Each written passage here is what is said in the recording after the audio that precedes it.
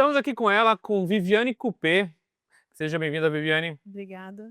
Ela é a nossa veterinária, faz 11 anos que ela está com a gente na rede veterinária Vetnasa. Ela é gestora da unidade de Interlagos. Qual unidade mais, Vivi? Vila Maria e Butantã. Vila Maria e Butantã.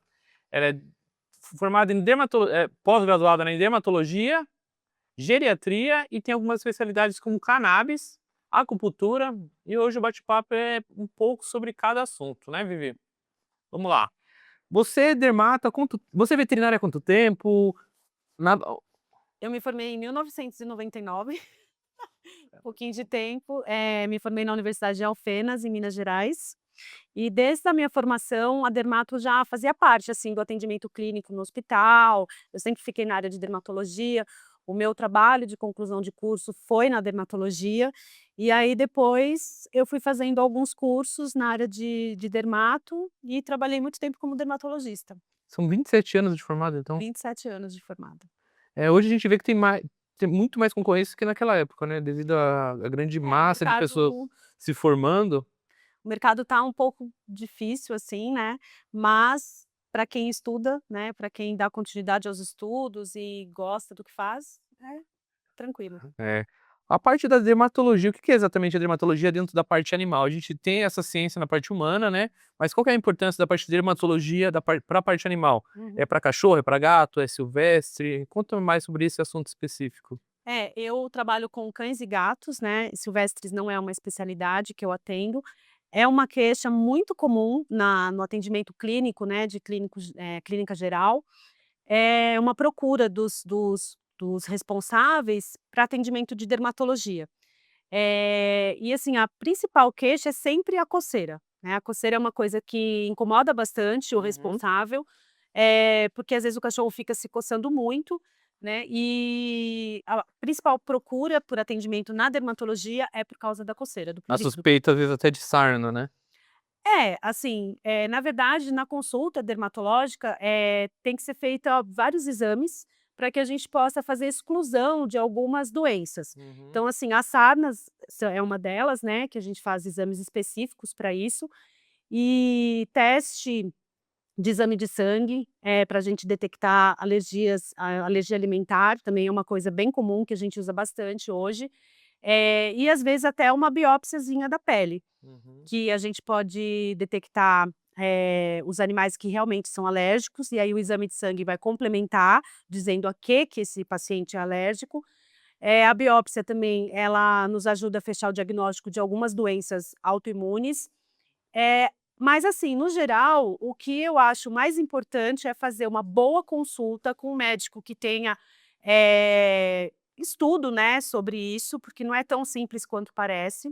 E quando, o tutor fica, fazendo tratamentos equivocados, ou até mesmo fazendo o tratamento, caseiro em casa, né, sem a ajuda de um médico, na verdade, ocorre uma perda de tempo e pode acontecer até a piora do quadro do Acaba paciente. agravando a situação do animal que era pegando no início, seria mais fácil de resolver. Exatamente. Perfeito.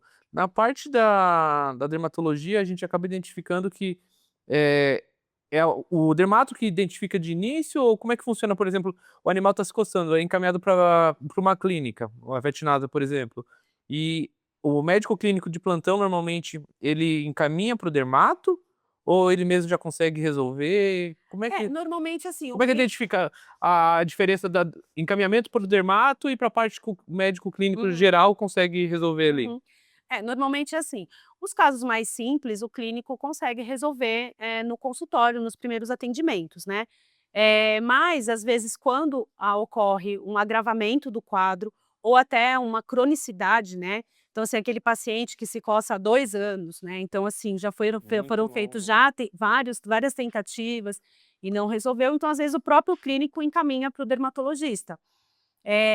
Ou às vezes até o tutor mesmo, né, que já está um pouco cansado, né, assim, às vezes a gente recebe já um tutor, um responsável, assim, que ele já está cansado, né, assim, de tantos tratamentos, e ele quer saber o que que o bicho tem de verdade e quer ter um tratamento que E a seja parte e efetivo. a parte da dermatologia, se não resolver, acaba gerando outros problemas que acaba criando as feridas, né, que o animal acaba se Uhum. coçando e gera um outro problema E machuca, né? Não tem como. É, infecção secundária, né, por causa da coceira, coceira. né.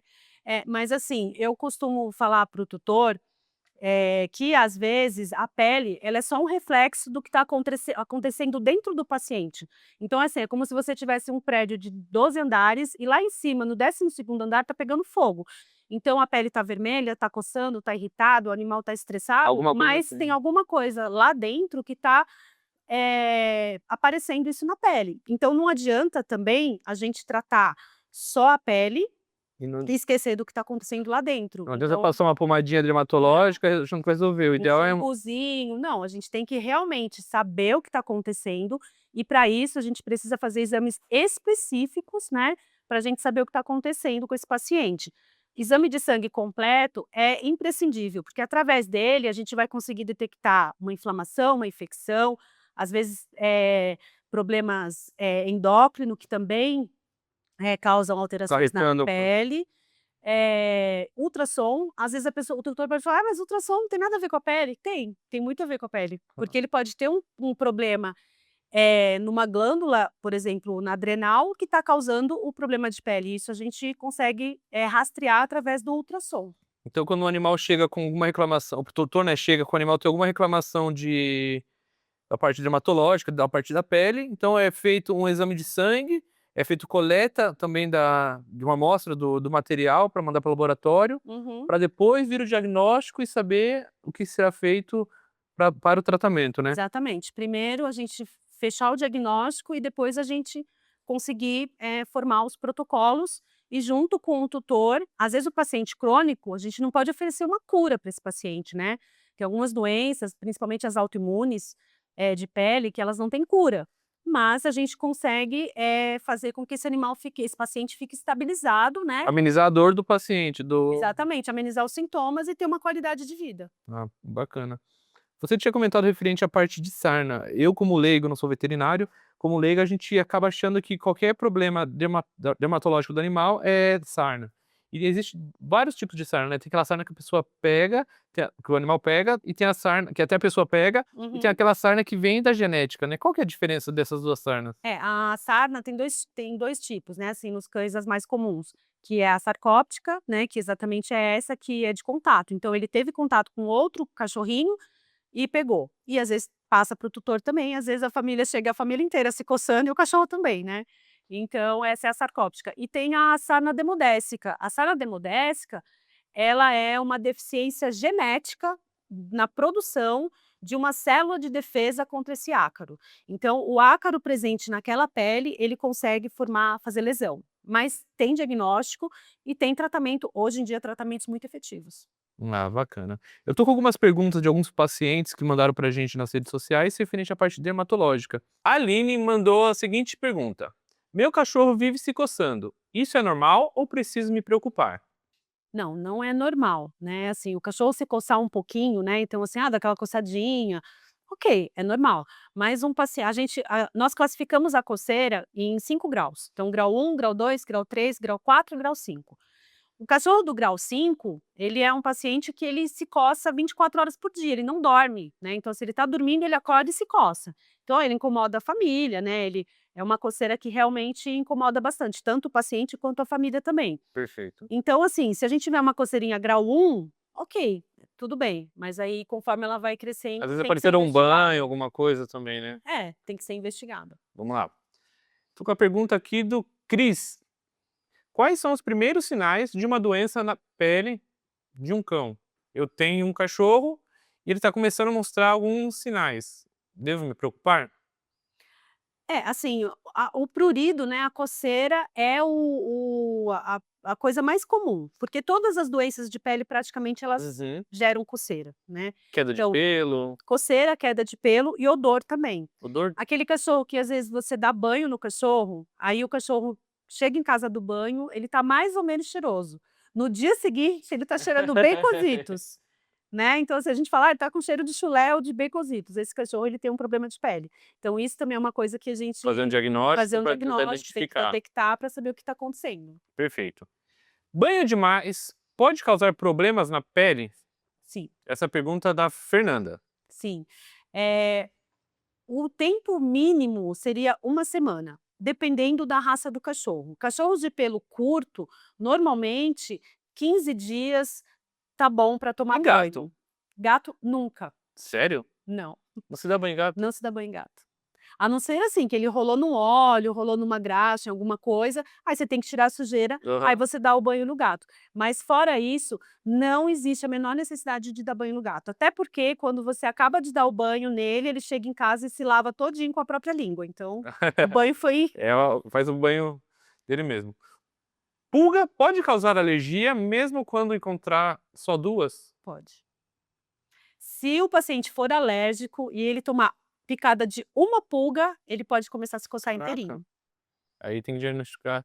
Então a parte dermatológica é bem ampla, né, então Bem a parte ampla. de e como é uma pergunta, uma dúvida pessoal, por exemplo, na parte de, teste de alergia em humanos, é feito uma raspagem, né, do pelo e é feito uma aplicação de várias substâncias. No animal é igual? Também temos esse tipo de teste e temos também o teste de sangue.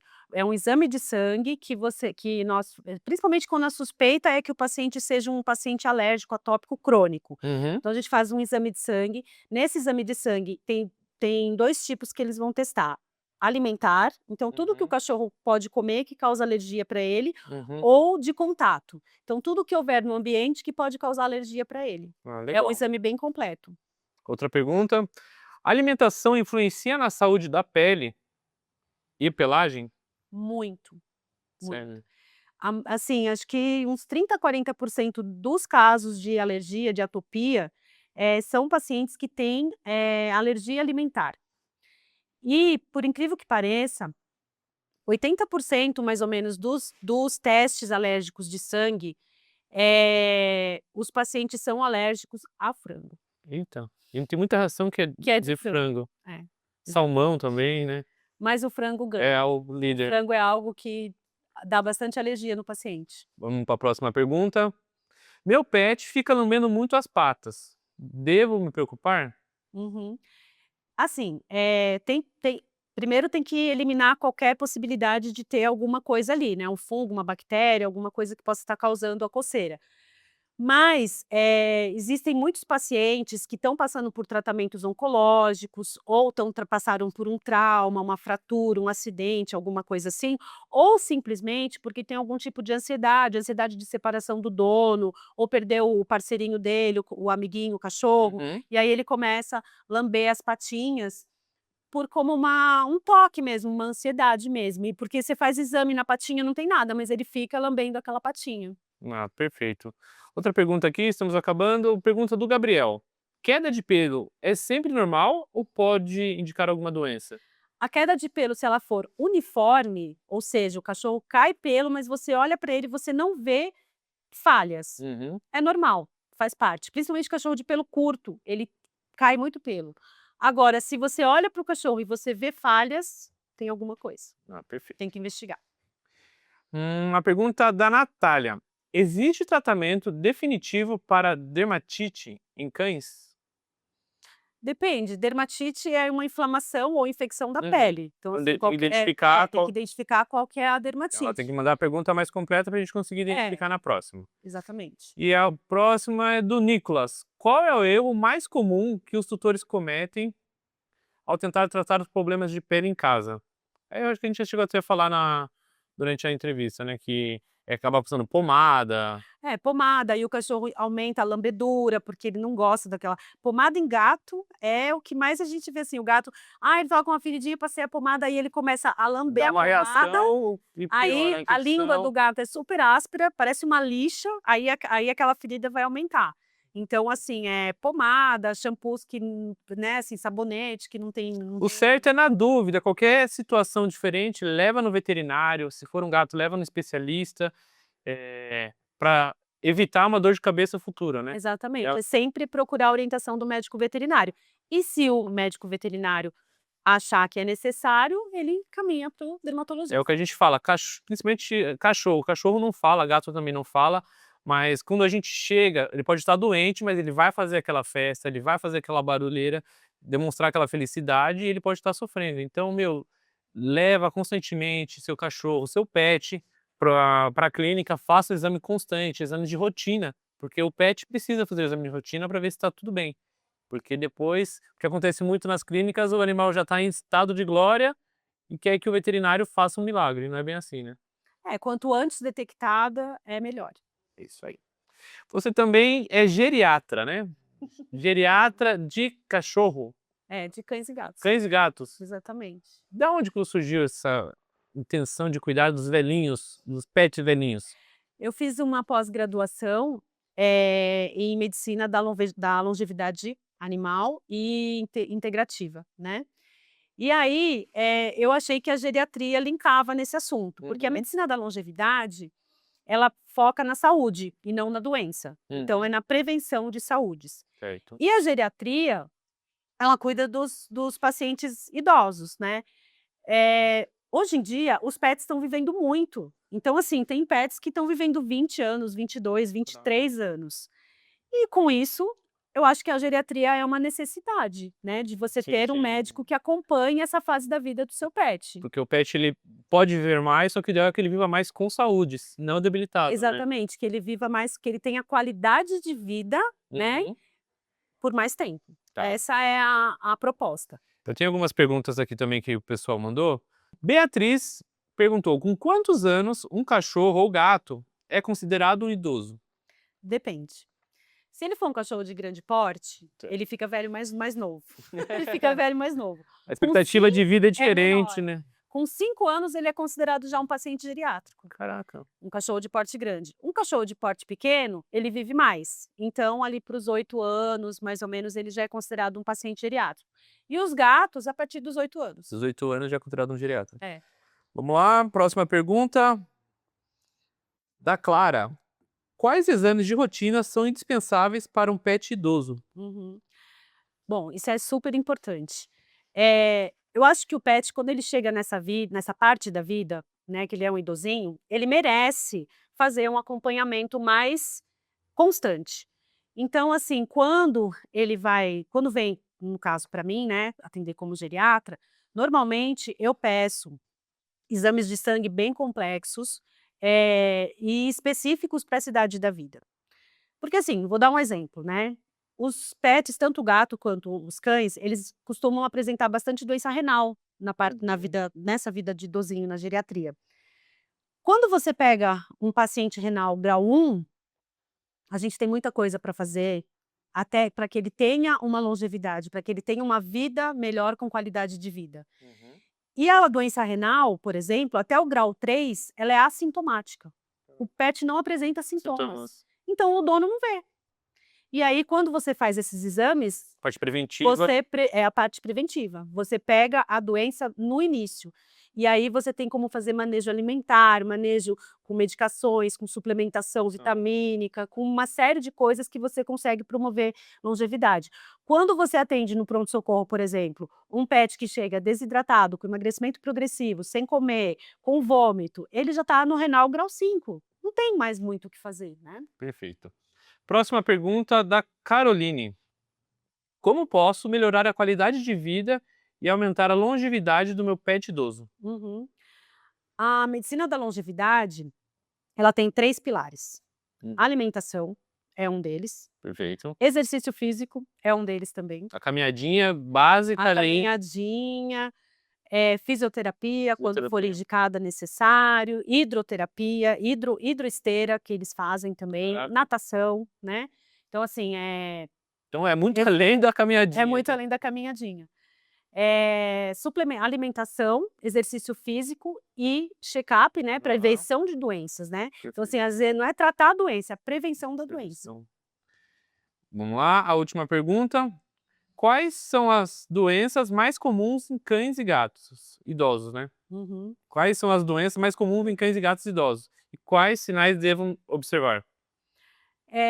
As doenças mais comuns são as doenças osteoarticulares, né, Uhum. que é a dor, né, artrose, dor de coluna, dor de O pet quadril. começou a incomodar É, em alguma situação, no manuseio, no carinho, deve se Uhum. preocupar. Deve se preocupar.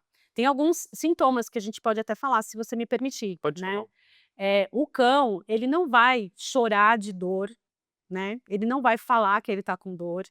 Então, assim, é muito difícil detectar a dor no paciente, né, no Uhum. PET. Mas existem algumas coisas que o tutor pode observar e procurar atendimento médico. Perfeito. Então, assim, a primeira coisa, o cachorro ele estava sempre com aquela cara alegrezinha, assim, aí de repente ele fica com uma expressão trágica, Uhum. uma expressão, assim, triste, né, provavelmente ele está sentindo dor. Quando você olha o cachorro de trás, normalmente se ele tem uma osteoartrite no quadril, ele fica parecendo um triângulo, assim, ele Uhum. fica maior na frente e menor atrás, porque ele está compensando o peso, ele está jogando o peso para Pra frente, frente, então ele pra começa a amenizar. atrofiar a musculatura de trás e fazer hipertrofia na frente. Perfeito. Ele sempre gostava de passear, você punha a coleira, ele: "Ai, que felicidade e tal". Aí quando você põe a coleira, tipo, Não é mais ele aquele vai porque ele quer te agradar e porque ele gosta de passear, mas ele vai, assim, mais ou menos. mudou a rotina. Mudou a rotina. O rabinho, que tem sempre que ficar para cima, começa a ficar no meio ou para baixo. E o pescocinho também, que sempre tem que ficar para cima, começa a ficar no meio ou para baixo. São os sintomas Muito do sintoma, cachorro né. da dor. Ele tem dor. Aí a gente tem que É descobrir que aonde e optar pelo melhor tratamento. o ideal é sempre prevenir mesmo, né, porque são muitos sinais que se a pessoa às vezes deixa passar despercebido. Uma pergunta que não tem aqui, que é acho que vai esclarecer para muitas pessoas: qual que é o período ideal para prevenir? Em quanto tempo eu tenho que levar meu pet para considerar uma exames, consultas preventivas, é de quanto em quanto tempo? Olha, na geriatria, eu falo assim, se o paciente não tem nada, a cada 6 meses pelo menos, Ok. porque assim, o metabolismo deles é diferente do nosso. O envelhecimento para eles acontece de uma maneira muito mais rápida do que para nós. Uhum. Então, 1 ano pode ser muita coisa. Ele fez um check-up hoje e não tem nada, daqui 1 ano ele está cheio de problema, então a cada 6 meses. Agora, se for detectado alguma coisa nesse primeiro exame de check-up, Aí já aí tem que fazer um acompanhamento mais de perto, mais de perto, sim, o mais de cachorro. perto. Perfeito. Agora a gente vai entrar num assunto um pouco polêmico, ela é especialista nisso também, que é indicação de cannabis para tratamento de pet, né. Conta-me Exatamente. mais sobre essa especialidade, como é que está sendo a aceitação dos proprietários dos pets quando Uhum. você receita algo assim? De onde que você tirou essa Vamos lá, a essa história é longa. vontade? Eh, eu comecei a tomar o óleo de CBD, né, que a gente chama que é o óleo de cannabis. Eu tenho 2 doenças crônicas que me trazem muita dor, uma é a fibromialgia e outra é a dor neuropática. Quando eu comecei o tratamento, isso há, tipo, acho que mais de 10 anos atrás, eu tomava muitos medicamentos por dia, tipo Uhum. 3, 4 comprimidos por dia para controle dessa dor. Só que eu ficava assim, ficava indisposta, ficava tonta, ficava, às vezes, com enjoo de estômago, por causa do efeito das medicações. Perfeito, E aí, quando começou a ser usado o óleo de cannabis, né, nas pessoas, né, eu procurei uma médica e comecei a me tratar com o óleo. perfeito. Até na época eu trazia de fora, trazia, dos Estados Unidos, era bem caro, mas assim, foi um divisor de águas na minha vida, porque assim, eu tomo hoje Na verdade você foi medicada, você viu a diferença em você no exatamente. consumo, né. Exatamente, eu comecei a tomar e vi, assim, o quanto que eu fiquei bem, sem dor e sem os efeitos colaterais indesejáveis dos outros medicamentos. Medicamentos. E aí eu falei: "Nossa, eu quero isso para os meus pacientes também". Só que na época ainda não era possível. Aham, não era comum, era possível. Não tinha ainda a legislação, a autorização, né, então eu tive que esperar. E Perfeito. aí, de uns 2 ou 3 anos para cá, Foi foi legalizado. legalizado, né, a Anvisa legalizou, autorizou, tá tudo certo, e começaram a aparecer cursos de pós-graduação, de formação, e aí eu fui me inscrever e comecei a fazer. Perfeito. Então, e quando você faz quando que é a para que tipo de situação que é indicado o tratamento com cannabis e como que é a reação do proprietário?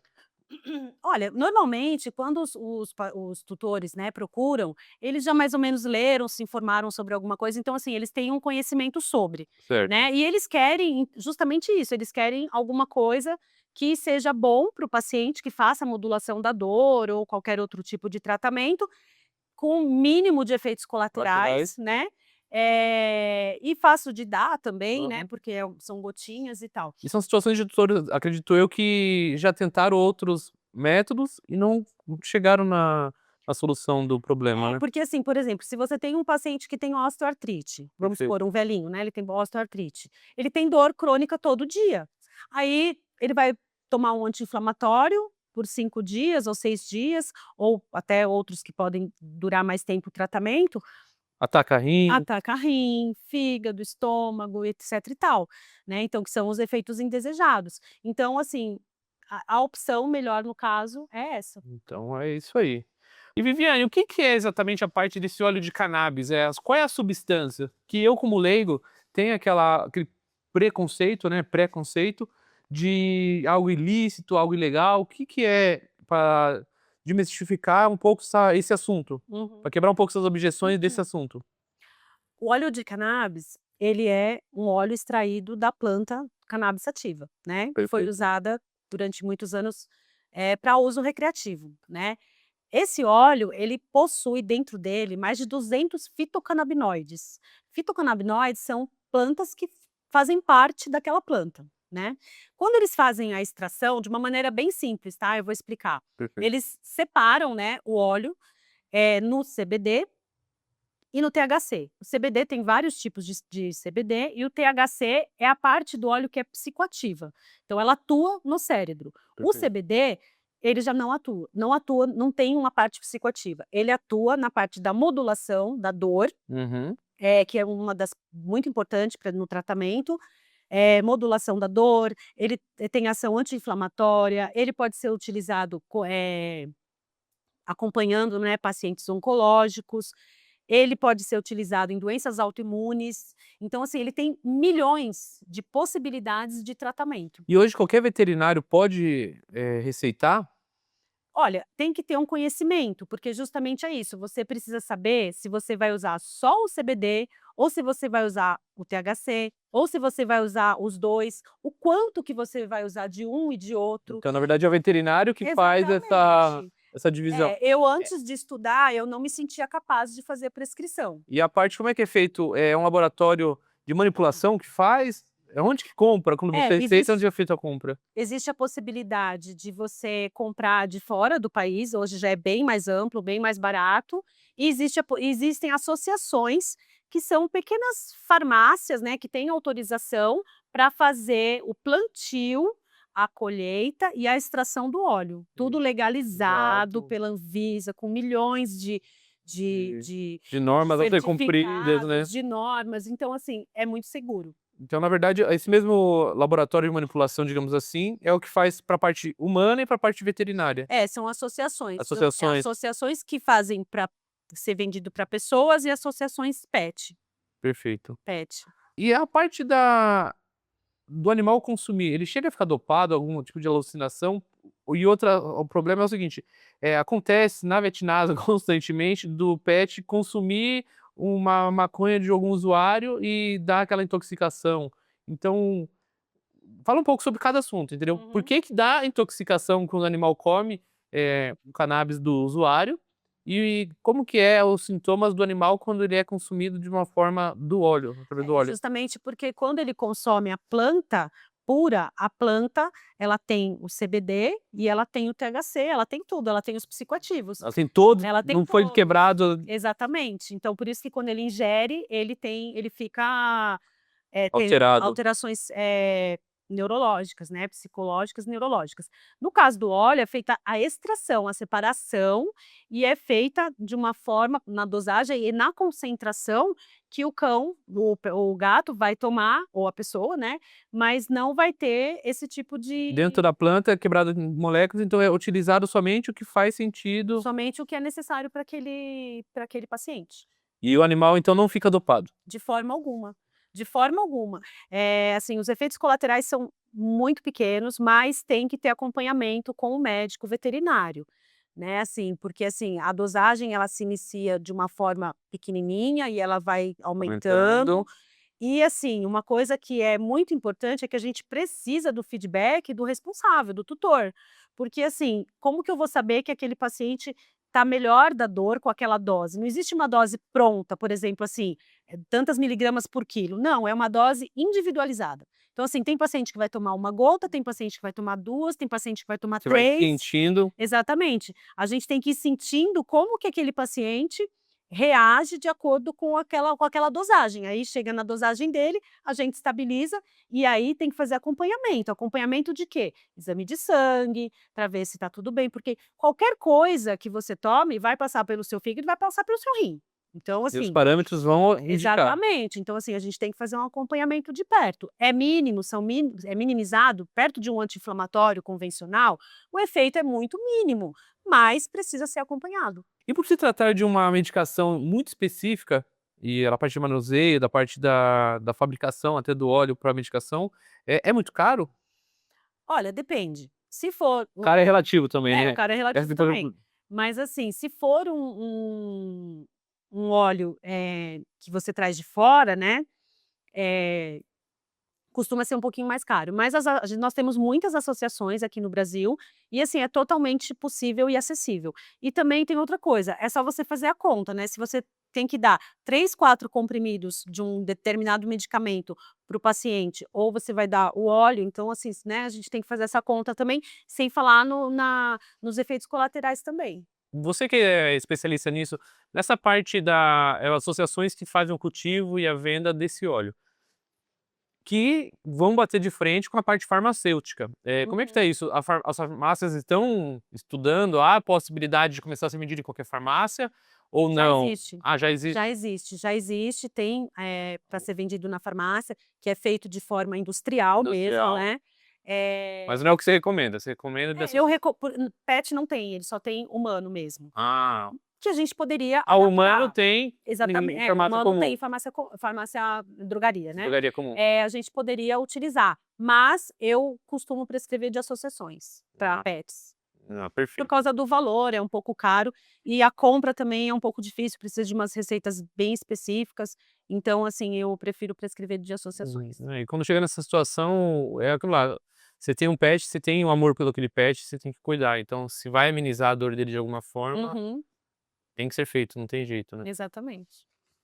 E ela também faz aplicação de acupuntura, faz acupunturismo, né, é o termo certo? É, Em animais, cachorro e gato. cachorro e gato. Que a pessoa busca exatamente quando vai para esse tipo de procedimento? É também para amenizar dor? É. É igual o humano, por exemplo, que tem pontos específicos que atingem rim, que atingem isso e aquilo. Fala um pouco mais sobre esse assunto. A gente utiliza bastante, no tratamento da dor crônica, né. A dor crônica, hoje ela é assim, acho que a dermatologia e a dor crônica elas andam juntas, assim, na queixa principal. Por A quê? dor crônica ela só não é tão, assim, procurada por causa daquilo que eu falei, normalmente o responsável, o tutor, ele não consegue detectar que o paciente está com dor. Então, às vezes, vem para uma consulta de vacina, por exemplo, e o médico fala: "Nossa, eu acho que esse paciente tem dor". E aí ele vai investigar, vai fazer uma radiografia, ele tem osteoartrose, enfim, Uhum. ele tem algum problema que ele tem dor crônica. Então, assim, e a acupuntura principalmente algum pacientes que não podem, às vezes, tomar medicação, porque tem alguma comorbidade, alguma coisa assim, ou porque o tutor acha legal, também gosta, né. É Eh considerado uma medicina alternativa? é, é É. considerado, faz parte da medicina integrativa, porque, Entendi. assim, o que é a medicina integrativa?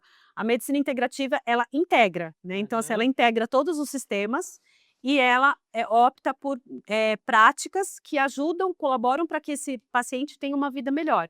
A acupuntura é feito agulhamento em pontos específicos e, nesses pontos específicos, o próprio paciente libera uma substância, que é a endorfina e outras substâncias também, que são Natural, né? natural dele mesmo, que é o próprio analgésico dele. Então, enquanto ele está fazendo a sessão, ele está ali liberando as endorfinas e as substâncias analgésicas para o corpo. Então, Interessante. é interessante. E aí, junto com a acupuntura, a gente pode associar também a laser terapia, que também é um aparelho que emite ondas de laser infravermelho, né, no local da dor e que também fazem com que ocorra a promoção de substâncias endógenas que promovem o alívio da dor. Bom, pessoal, esse foi o bate-papo com a Viviane Coupé, é a nossa gestora das unidades da Vetnasa. Ela está sempre com a gente aqui presente nos quadros. Quem tiver mais perguntas que não foi respondido agora, manda aqui no direct que nas próximas visitas ela vai responder. E quem quiser passar diretamente com ela, é só entrar em contato na Vetnasa, informa que quer passar com a doutora Viviane, que eles vão fazer o agendamento da consulta. E muito obrigado, Vivi. Foi uma honra ter agradeço. vocês com a gente nesse bate-papo. E até a próxima. Tchau, tchau. Obrigada.